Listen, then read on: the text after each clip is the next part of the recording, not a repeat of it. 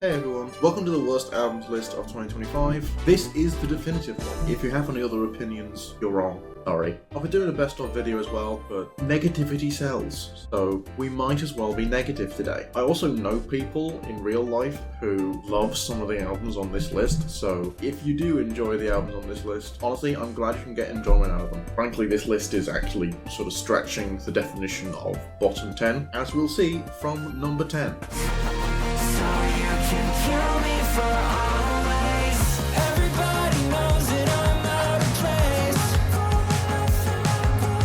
Won't you give me a break? I don't remember who I am. Side Quest by Michael Clifford. Honestly, this doesn't really deserve to be on the list. I don't go out of my way to listen to bad music. This album's fine, it's just a bit disappointing for me personally. It's the first solo project from 5 Seconds of Summer band member Michael Clifford. I know nothing about 5 Seconds of Summer, but it has features from Porter Robinson and Ryan Hall, and I like both of them. The intro track featuring Porter Robinson is exactly what I want. It's essentially just a Porter Robinson song, but with Michael Clifford on some vocals. The Ryan Hall song, however, takes a completely different approach. It's just a generic pop song, but with Ryan Hall on vocals. If I had a choice, I'd be somebody else. In fact, he also produces another of the songs on this album, and it also just sounds like anyone could have produced it.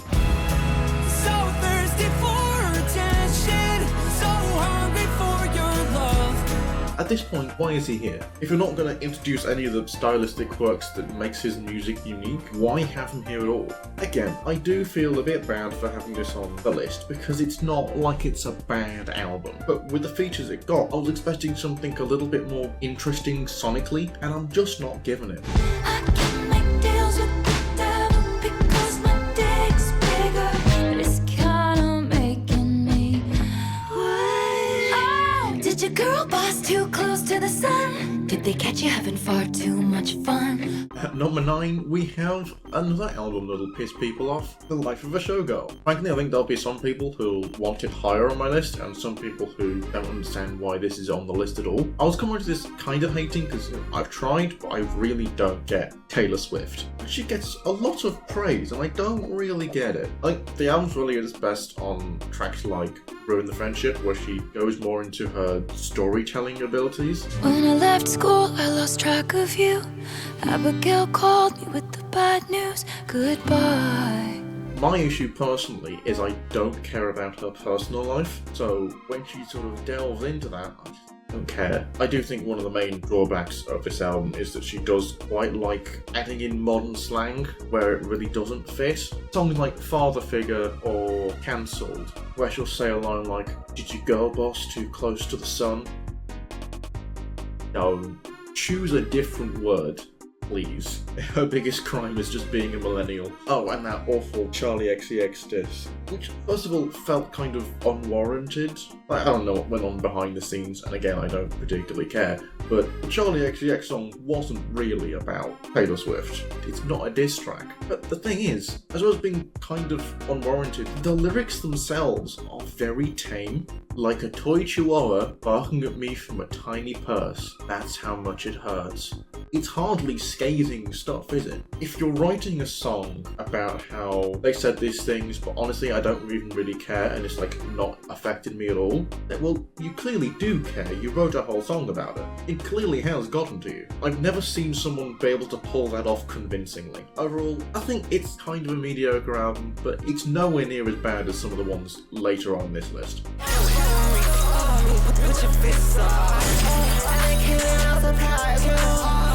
You should know I'm getting fucked up. At number 8, we have Indie Rock by Jane Remover. Again, another album that I feel kind of bad about putting on this list. This time, not because I don't think it's bad, I do actually dislike this album, but more that it wasn't supposed to be like a proper release. She released it on SoundCloud for 1 hour and then deleted it. I also quite like Jane Remover as a musician. You'll see her again on the best list, don't you worry. This is a follow-on project from Revenge Seekers. I just found it kind of disappointing. Revenge Seekers sometimes dabbled in the rage genre. This goes full in. This is a rage album front to back. Clarify, I'm not really a big fan of that genre. I think it can get a bit repetitive, and boy does it get repetitive on this album. You see, Revenge Seekers was loud in a very controlled, intentional way, whereas this feels loud in a much sloppier way. Throughout all the rest of her music, she'd have these loud, overwhelming sections, but also add in some dynamic variety, because this doesn't have that. This is just loud, loud, loud, loud, loud all the way through. So over a 40-minute runtime, it can just really drag. This is kind of a cheap beat here, but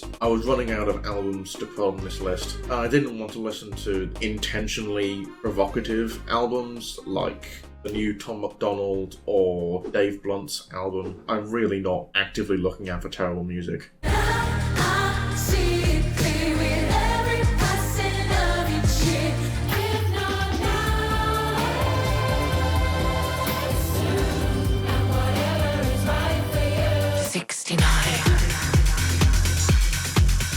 At 7, we have Self-Esteem, A Complicated Woman. This might be the most divisive album of the year. I mean, it seems like all critics absolutely adore this album, and all audience members hate it with a passion. I'm sort of somewhere in the middle, but obviously more on the side of hating it. When you get the audience members disliking it, they seem to specifically dislike some of the clubbier songs. I think those are the more interestingly produced songs. The ones I really don't like are the slower ballads, because they're really uninspiring. These slower songs are so overly polished that it loses a lot of that authenticity. They really could be made by anyone. Are you caught by the nano red glass on my light bulb? Are you gonna dance on the line with me? You know it's not a game or a fantasy.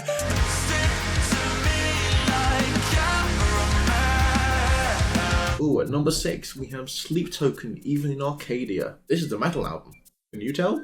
Sleep Token released their newest album this year, and it's as predictable as ever. I mean, quite literally predictable. The first time I listened to this album, I played a game with myself where I tried to predict which crazy genre swaps would happen at which moment, and about halfway through the album, I stopped playing the game because I won every single time. These are meant to be surprises. They have genre combinations that you think that can't possibly work, and you'd be right. If you're going to get crazy with it, I shouldn't be able to predict it. Like, I want to be shocked. I'll give him credit. I do think the main singer's voice is very good.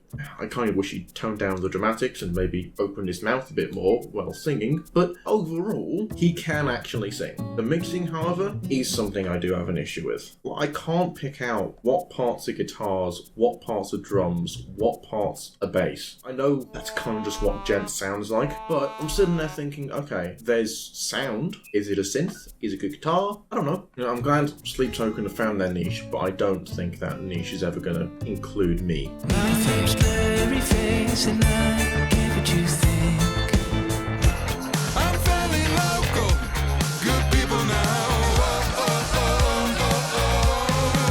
I'm driving here, I say, cursing my government for not using my taxes to fill holes with more cement. At number 5, we have Blurry Face Reborn by various artists, but for rock sound. 9 years ago, 21 Pilots released their infamous cover of Cancer by My Chemical Romance, the rock sound's Black Parade tribute album. I will not kiss you. Lips are chapped and faded, call my... I view this album as some form of karmic justice. This is a covers album, so it feels like kind of a cheat to add, but it's a pretty bad covers album, so I think we can let it slide. None of the covers really add anything to the originals. Pretty much all of them are objectively worse. There are quite a few songs where it felt like either the artist didn't have their heart in it, or it was just a cover that the artist couldn't get to work. If you are going to listen to any of the songs, I'd recommend Royal and the Serpent's cover of Doubt, otherwise you can really just skip it. I'm sorry I'm here for someone else, Mr. Electric Blue. Moonbeam ice cream, taking off your blue jeans. At 4, we're getting to the big guns now. Benson Boone, American Heart. This one is kind of a difficult one to talk about because I've got to extract meaning out of something that's so meaningless. I can't say I outright hate most of the songs on this album, even though it's this high on the list. But this album's just nothing. Like, it's got the shape of music, but when you look inside, there's just dead air inside. Like, everything's polished to such an insane degree that the music's been wiped off. There's nothing to hold on to apart from vague patriotism and moonbeam ice cream. Bro, country don't sound like you anymore. And I wouldn't, cause I ain't that dumb to cheat on a girl with a gun. Y'all need Jesus and a Willie Nelson song. At number 3, we have Country Country by Hardy. Now, through making this video, I'm starting to learn that mediocrity is what really offends me, much more than just bad writing. You know, I'd listened to a previous Hardy album, The Mockingbird and The Crow, and don't get me wrong, that album is terrible. In a lot of ways, much worse than this album is, but it's so much more entertaining. Songs like Beer, Jack, or Red have such brain-dead concepts that they wrap around to being genius. And that album had Radio Song as well, a truly iconically bad song. Listen to radio song. You see, this album is nothing like Mockingbird and the Crow. This album is over an hour of Hardy talking about how country he is, how much he likes country music, how much other people should like country music. It just gets to a point where it's like, I am sick and tired of hearing about how country you are. Like, look, okay, I'll believe you if you just shut up about it. He does occasionally give you a break. Girl with a Gun is all about how he'd never cheat on his girlfriend. Not because, you know, he actually loves her or anything, more because she's got a gun. Ladies, don't you feel your heart's just swooning already? And in I Go Crazy Too, he learns that his girlfriend's ex is stalking her. And his response is, yeah, that's not good, but if you left me, I'd stalk you too. Ugh. I think collectively we should just write a restraining order to keep him 100 meters away from all women. He clearly can't be trusted. And finally, in You'll Need Jesus, he complains that there are people who exist who don't like his music. And this song has the exact same issue as Actually Romantic, where he's trying to make it seem like he doesn't actually care about all the hate he's getting. Okay, sure buddy. But the album's real issue is that it is over an hour long, especially for someone who's as country as he is. You know, he doesn't care about the money. All he needs is a dirt road and some brisket. Except he made an album that's an hour long just so he can have more streams on Spotify. Yeah, give me a hug, I miss you hoes. Give me a hug, give me a hug, give me a hug. I want to meet your madre, pay my respects to your padre, mi amor. Baby girl, let me see you do your dance, let me see you twirl. After Drake lost a rap battle about as hard as anyone has ever lost anything ever, he's back with some sexy songs for you. Spelled with dollar signs instead of S's because of course it is. In this album, Drake delves into exciting topics such as I have sex with women but I'm sad, I have sex with women but I'm happy, and all these women only want sex from me. First of all, there's a disconnect between him writing songs about how sad he is, but also he has to mention how much money he's getting and how he's living the good life. But also there's this like really weird disconnect where like on one song you'll have him complain about how women only want money from him. And then immediately on the next song he'll flirt with a woman by telling her all the things he can buy her. You know, I think I might see where the problem lies here. For someone who raps about the women he dates being superficial, he will only date people who've modelled, specifically on Vogue magazine. Drake also manages to make time to pretend that he came out of the Kendrick beef with any sort of dignity. Unfortunately, I wasn't living under a rock throughout 2024, so no, I heard. A for effort, but that's not cutting it. He also finds time to try out some Spanish, to the amusement of many. Text your friends, que pasa? Vamos, bring them to mi casa, por favor. Now, look, there are a couple of fun pop songs here, but for the majority of the album, it's very dark and brooding and just kind of forgettable. It's also kind of embarrassing to listen to, because this guy's almost 40 and he spends his days chatting up women at the strip club. Like, that was sort of acceptable when he was in his 20s, but now it's just kind of sad. When you're on a holiday. What up, though? All my niggas cutthroat. I can't go that way, no. I'm just laughing to the bank, yeah. And at number 1, numero uno, as Drake might say. We have Lil Wayne with the Carter 6. Just to start off, when I put these songs in my editing timeline, it struggled to recognize them as music. This was an easy worst of the year. Again, I didn't listen to Dave Blunt's, that would have probably taken the number one spot, but this is pretty poor. And Lil Wayne has done some pretty decent stuff throughout his career. I mean, he's a decent rapper, I don't know what happened. In fact, the album starts with 4 back-to-back decent songs. I wouldn't say they were all spectacular, but it was a fine start. I was listening to these 4 and thinking, okay, I don't know why people are hating on this album so much. It's fine. Then we go on to Sharks, which features both Jelly Roll and Big Sean. The 2 notes that I've written down for this song are Arcane type beat and Suicide Squad soundtrack. Snakes ain't always in the grass. Sharks ain't always in the water. A couple songs later, Bono gets invited in. It's a bit of an odd choice, but Kendrick made it work. This, however, sounds like that Charlie Kirk AI song. These are the days. We are Charlie Kirk. We carry the flame. In Island Holiday, Lil Wayne decides to sample Weezer for reasons that are unknown to mankind. And it's somehow worse than you could possibly expect it to be. This is then followed up by maybe the worst track run ever. You've got If I Play Guitar, Peanuts to an Elephant, Rari, and then Maria. If I Play My Guitar, that's just an emo pop song.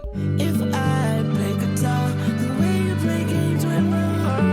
Peanuts to an Elephant, that is one of the worst beats ever made. If you've heard anything from this album, you will have heard Peanuts to an Elephant. It kind of became a bit of a meme. He got Lin-Manuel Miranda to do the beat. I don't understand what Lin-Manuel Miranda was thinking when he made this beat. It's clown music. You can't rap on clown music and have it sound cool. Who decided to spam the elephant sound effect button? In Rari, he gets his son to do a verse. His son is not a rapper. It sounds as good as you'd expect. I said I'm zooming in my ride through LA. Said I'm zooming in my ride through LA. Lamborghinis on the. Then you got Maria, featuring Andrea Bocelli. Yes, that Andrea Bocelli. The sample's fine, but it's so poorly integrated into the beat. He literally just put some drums over it and then called it a day. Ave Maria, hold on my rosary. We come and go like we leaves.